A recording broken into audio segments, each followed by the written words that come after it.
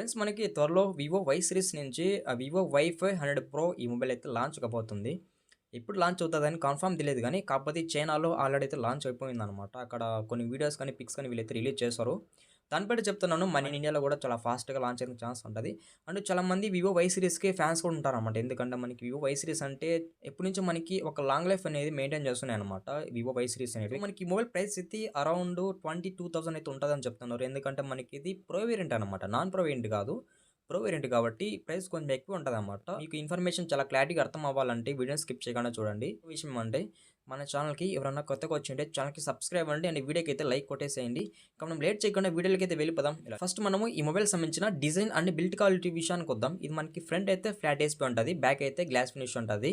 అలాగే సైడ్ అయితే plastic finish ఉంటది. మనకి ఇక్కడ ఓన్లీ లౌడ్ స్పీకర్ సపోర్ట్ చేస్తుంది. ఇంకో విషయం ఏమంటే 3.5 అడ్వాన్స్ జాక్ కూడా సపోర్ట్ చేయదు. అలాగే మనకిది IP68 సపోర్ట్ చేస్తుంది. IP68 అంటున్నారు కాబట్టి ఇది కూడా మనకి ఆల్మోస్ట్ IP69 కింద వస్తదని చెప్పొచ్చు ఒక లెవెల్‌లో. మనకిది in display fingerprint support ఉంది. ఇది అల్ట్రాసోనిక్ అనుకుంటా. అంటే ఫ్రాక్షన్ ఆఫ్ సెకండ్స్‌లో మొబైల్ అయితే అన్లాక్ అవుతది. అలాగే ఇది 7.8 థిక్‌నెస్ ఉంది. థిక్‌నెస్ అయితే చాలా తక్కువ ఉందన్నమాట. ఇదే మనకి మేజర్‌గా వివో వై సిరీస్‌లో థిక్‌నెస్ బాగా మెయింటైన్ చేస్తారు. మనకి వెయిట్ అయితే 198 గ్రామ్స్ అయితే వెయిట్ ఉందన్నమాట. వెయిట్ కూడా కొంచెం తక్కువే అనుకోవచ్చు.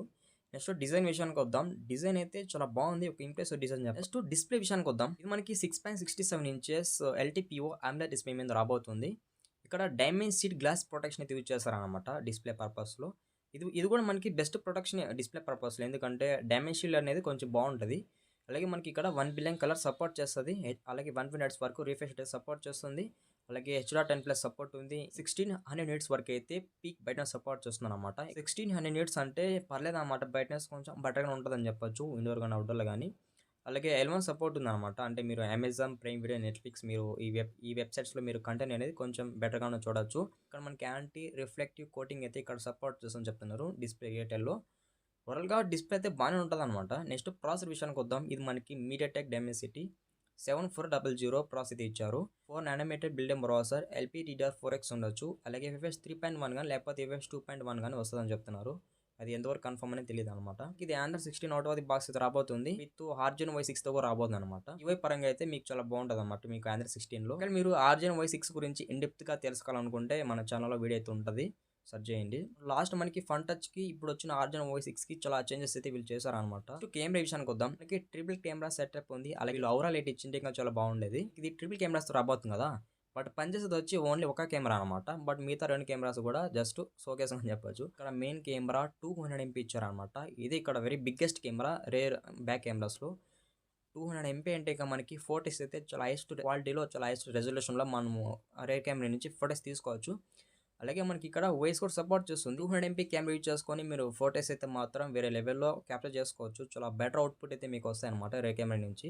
రేర్ కెమెరా యూజ్ చేసుకొని మాక్సిమం 4K 30 ఎఫ్ఎస్‌లో వీడియో అయితే రికార్డ్ చేసుకోవచ్చు. ఇక్కడ సెకండరీ కెమెరా లేదు. అలాగే థర్డ్ కెమెరా కూడా లేదన్నమాట. ఫ్రంట్ కెమెరా విషయానికి వద్దాం. ఫ్రంట్ కెమెరా 32 ఎంపీ ఇచ్చారు. 32 ఎంపీ అంటే పర్లేదన్నమాట. ఫ్రంట్ ఫోటోస్ కూడా కొంచెం డీసెంట్‌గానే కవర్ చేయగలదు. ఫ్రంట్ కెమెరాలో హెచ్‌డిఆర్ కూడా సపోర్ట్ ఉంది. ఫ్రంట్ కెమెరాలో మనకి మాక్సిమం 4K 30 ఎఫ్ఎస్‌లో అయితే వీడియో రికార్డ్ చేసుకోవచ్చు. నెక్స్ట్ మాట్లాడుకోవాల్సింది బ్యాటరీ. ఇది మనకి 7000 ఎంహెచ్ బ్యాటరీతో రాబోతుంది. 90 వాట్స్ వరకు అయితే ఫాస్ట్ ఛార్జింగ్ సపోర్ట్ చేస్తుందన్నమాట. 90 వాట్స్ అంటే కొంచెం ఫాస్ట్‌గానే ఛార్జింగ్ ఇది ఎక్కుతదన్నమాట. మరి అంత స్లో అయితే ఉండదు. ఇది రివర్స్ వైర్డ్ ఛార్జింగ్ సపోర్ట్ ఉందన్నమాట. ఎందుకంటే మనకి ఇది 7000 ఎంహెచ్ బ్యాటరీ కాబట్టి బ్యాటరీ బ్యాకప్ అనేది ఎక్కువ ఉంటది.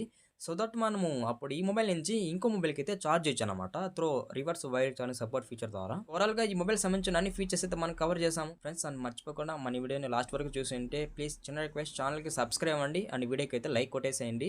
By bye. నెక్స్ట్ వీడియోలో మళ్ళీ కలుద్దాం.